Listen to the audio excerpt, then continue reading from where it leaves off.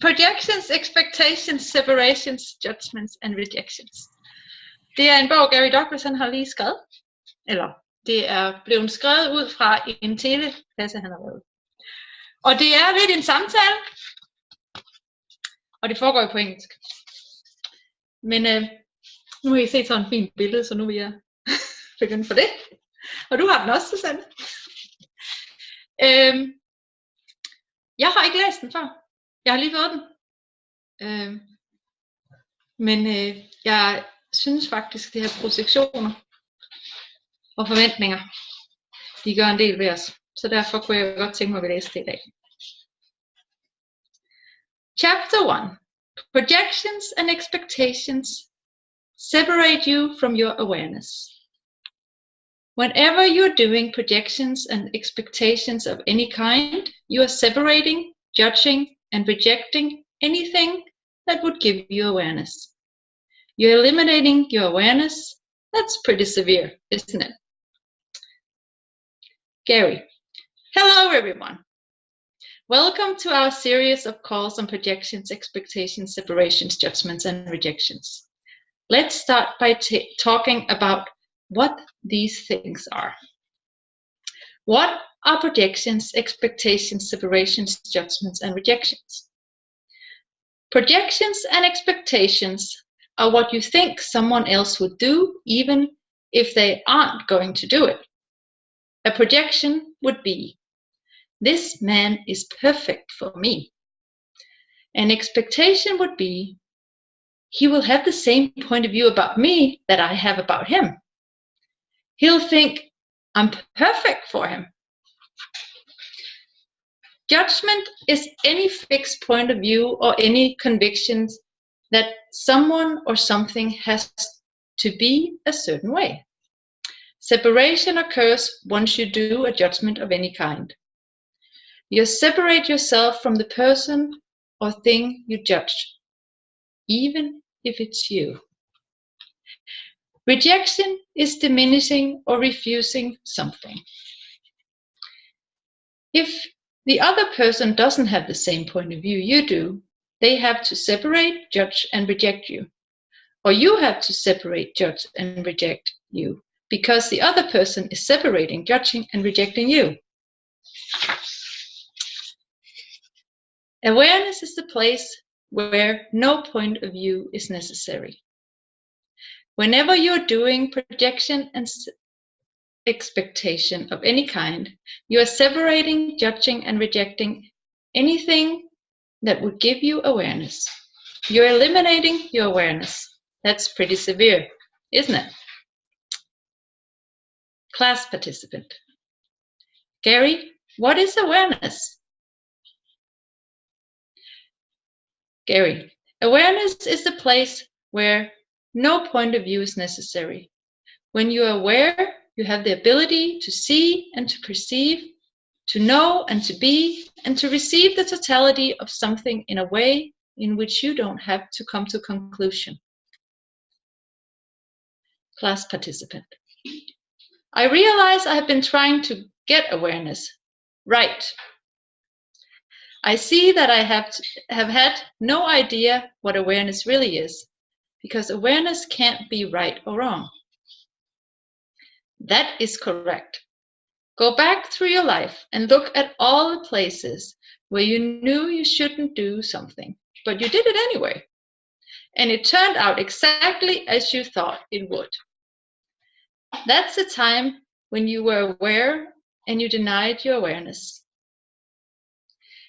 Awareness never comes from believing what people say. It always comes from watching what they do. Watch what they do and you will gain awareness. Watch what they say and you will be distracted from what is actually going on. That is where you eliminate your capacity for infinite choice and infinite possibility. I never have any projections, expectations, separations, judgments, or rejections of anyone. I'm always perceiving rather than believing. I'm always capable of adjusting according to the moment. I don't believe what people say. I'm aware of what's coming out of their head. I'm only surprised when they do what they say. How many projections, expectations are you using to create the separation, judgments, and rejections of you are you choosing? Everything that is times a godzillion will you destroy and uncreate it all. Right and wrong, good and bad, pot and pock, all 9 shorts, boys and beyonds. Other people's projections and expectations of you.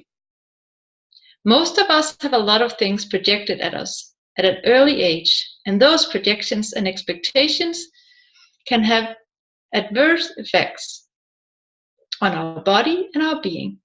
Before the age of 2, you do not perceive any difference between you and your parents or the people around you, and you take on their thoughts, feelings, emotions, and point of view.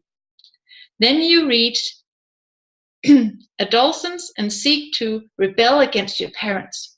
You are also rebelling against you, because you made those projections and expectations part of who and what you are.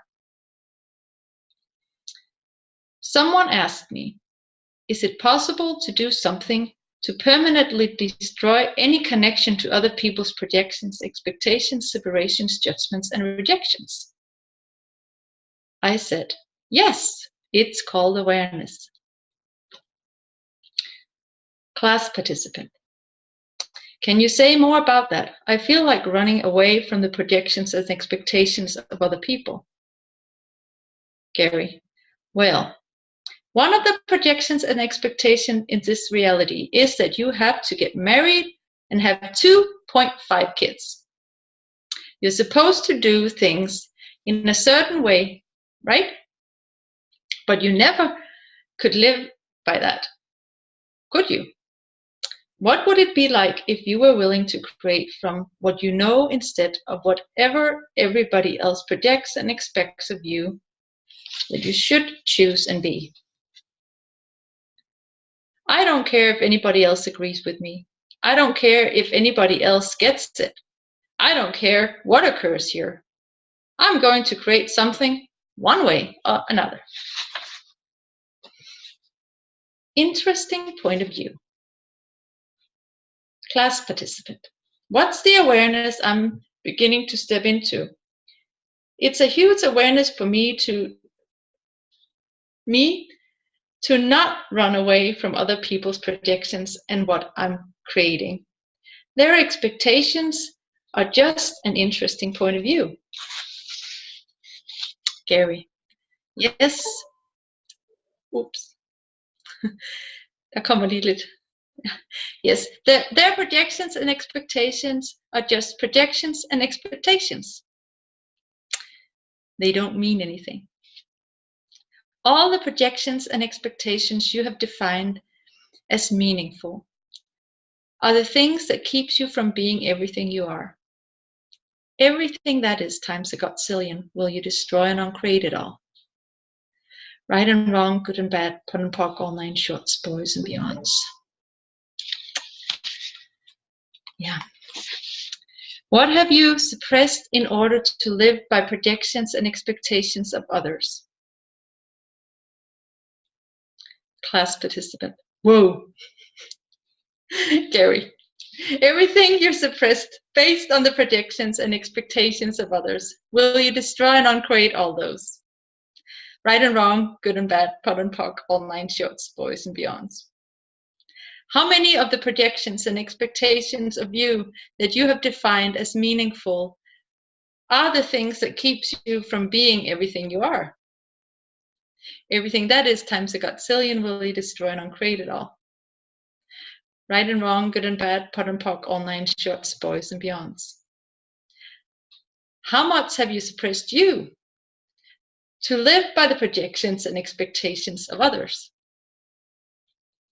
Everything you suppress to live by the projections and expectations of others will you destroy and uncreate it all. Right and wrong, good and bad, pot and pock, all 9 shorts, boys and beyonds. Class participant. I've been doing interesting point of view, but it hits me yesterday that I don't think I've really been doing it. To really do it, you have to be pissed off that you have a point of view, right? Gary, no, I just know that every point of view I have is a limitation. So I don't do point of view. I ask, okay, what's next? What else is possible? Class participant, you said that having a point of view cuts off your awareness. I don't see how a point of view does that. Is it that you don't ask questions when you have point of view because you think you already know what's going on in the world? Gary, yes. As soon as you project and expect, you think, oh, I know what's going on here. I never project and expect that I know what's going on. I always look at what I have to deal with. Everything is always a question for me. Nobody has it right. People only think they do. I don't think I have it right. I think I have it right. All I am doing is setting myself up to lose if I think I have it right. How many projections and expectations are you of your rightness are you using to guarantee the losing you will be choosing? Everything that is times a godzillion will you destroy and uncreate it all. Right and wrong, good and bad, pot and pock, all nine shorts, boys and beyonds. For me, there is no rightness. There is no wrongness. There's just interesting point of view. And what else can I choose? Class participant. Rightness or wrongness is also a point of view. Yeah, rightness is just a point of view. I'm right, so this is the way it should be.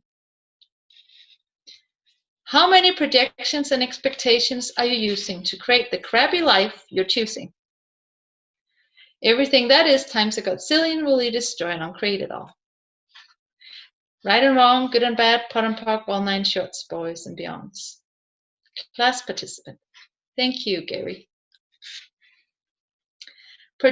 Projecting and expecting failure. Class participant. I have a few concerns related to my work and my desire for money. I was practicing as a chartered accountant in India, but it was not going well. I closed down my office and decided to work from home. Then I tried for a job, but I didn't get it. Then I moved and my family resisted it. I'm still not creating the profit I want. What is this? What can I do to change this? Can it be helped? Gary, you just talked about how you're a failure.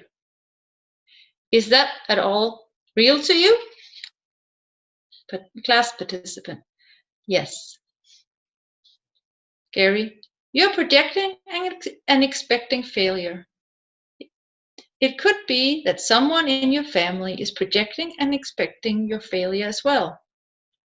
The end result is that you will separate, judge, and reject you. They can also separate, judge, and reject you, and you will align and agree with that point of view and make it even worse. All the projections, expectations, separations, judgments, and rejections you using to make sure you have no success will you destroy and uncreate it all. Right and wrong, good and bad, pot and pock, all nine shorts, boys and beyonds. Class participant. Thank you, Gary. What's actually true for me? Class participant. Once when I used to teach, I was invited to dinner to the home of one of my students, and I didn't want to go. Was that rejecting them if I really didn't want to go? Gary. No, it was an awareness that it was not going to turn out well. Did you ask what their purpose was to invite you? Class participant.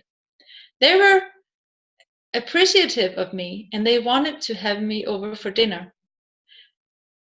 But they weren't necessarily a family that I wanted to visit. Gary. What was their purpose? You didn't ask what their purpose was, did you? Class participant. Literally ask them or energetically ask them?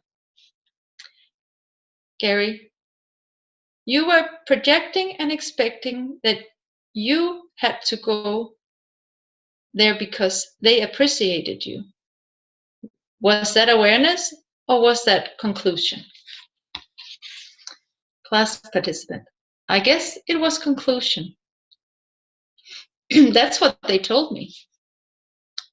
Yeah, they said, we appreciate you so much, but you didn't want to go. You didn't question what they really had in mind or why would they do this. Many people say that they want things or they're going to do things or they're going to create things. But is that really what they want? You project and expect that if somebody says something, then what they say must be true. That's a projection and expectation that everybody speaks the truth. But if everybody looks at everything through their own judgments of their own reality, is anybody speaking the truth? Nope. They're speaking through their projection and expectations, their separations, judgments, and rejections of everything. Have you had a projection and expectation that people will tell you the truth, the whole truth, and nothing but the truth, so help you God? Everywhere you bought that crock of shit, will you destroy and uncreate it all? Right and wrong, good and bad, pot and pock, all 9 shorts, boys and beyonds. Class participant. So, does that mean that I expected they were not telling me truth? Gary, if you decided they were telling the truth and they want to honor you by having you over for dinner, and you then don't want to go, what awareness are you refusing? Class participant. Oh, okay, I get it. Gary, you're believing that they say what they say, and you're making the truth rather than asking, what's actually true for me here? Do they really want to honor me, or are they trying to get something else out of me, or question mark? And after you went there for dinner, did you feel better, worse, or the same? Class participant. I didn't go. I made up an excuse. Gary, so you wouldn't have to go. That's because you knew that they were lying. Class participant. But I got caught up in not wanting them to feel I was rejecting them. Gary, were you rejecting them? Or were you rejecting your awareness of what was actually true? And is it a projection and expectation that you have to feel bad if you don't deliver what somebody wants from you? Class participant. That's. Gary, yeah, that's. How many of you are trying to deliver some projection and expectation somebody has put on you, thinking that way they won't separate, judge, or reject you? Everything that is times a godzillion will you destroy and uncreate it all. Right and wrong, good and bad, pot and pock, all 9 shorts, boys and beyonds. Is anybody beginning to see how this works? Class participant. It is so twisted. Gary, really? I never noticed. Class participant. I keep getting myself trapped. I tend to take things literally. Gary, how's that working for you? Class participant. Well, I didn't go to dinner, but I felt awkward and bad. Gary, what felt awkward and bad about it? Yep, what's terrible? You're a terrible person. Class participant. Thank you, Gary. I get it now. Gary, you got to get clear about how this works. How many of you have tried to expect and project somebody to tell you the truth? If you try to project and expect somebody to tell you the truth, they get to lie to you. Everything that is times a godzillion will you destroy and uncreate it all. Right and wrong, good and bad, pot and pock, all 9 shorts, boys and beyonds. I never expect anybody to tell me the truth. I'm always in the question. I ask, what's this person actually saying? What's this person actually doing? Class participant. If you expect someone to be decent to you, then you're setting them up too. Gary. Use you. Isn't that fun? Because when you project and expect anything, you're separating, judging, and rejecting your awareness. Nobody's speaking what's true. Class participant. Never trusting that somebody's going to say something that's true. That's how to apply that has to apply to pretty much everybody on the planet, because we don't even know what's true for ourselves. You facilitate each and every one of us every time we speak, and we get clearer on what we actually believe to be true. So nobody's speaking what's true. Gary. Pretty much. Because nobody's willing to look at what's true. They are looking at everything in their life from projection, expectation, separation, judgment, and rejections. What if you didn't look through your projections and expectations, your separations, judgments, and rejections? Class participant. I would imagine you'd start seeing what's true for you, and you'd be able to ask people questions to get them to what's true for them. Gary, no, no, no. It's not about getting people to see what's true for them. Your projection and expectations is that you can get people to see what's true for them. I don't do projection, expectation, separation, judgment, and rejections because I'm trying to get somebody to see a point of view, nor am I trying to see what their point of view is. I'm only interested in getting the awareness of what I want. You're not acknowledging what you know, because every time you do a projection and expectation about what's going to happen, that's what's going to create, besides a self-fulfilled prophecy. Class participant. I get it. I'm starting to see what is created by every thought and point of view we take. Gary, you just said the most important thing that's going to be said on this call. We take on these points of view. We don't question our points of view, ever. If you have no point of view and no projection, expectation, separation, judgment, or rejection, you can be aware of everything and change pretty much everything. Så må du gerne stoppe.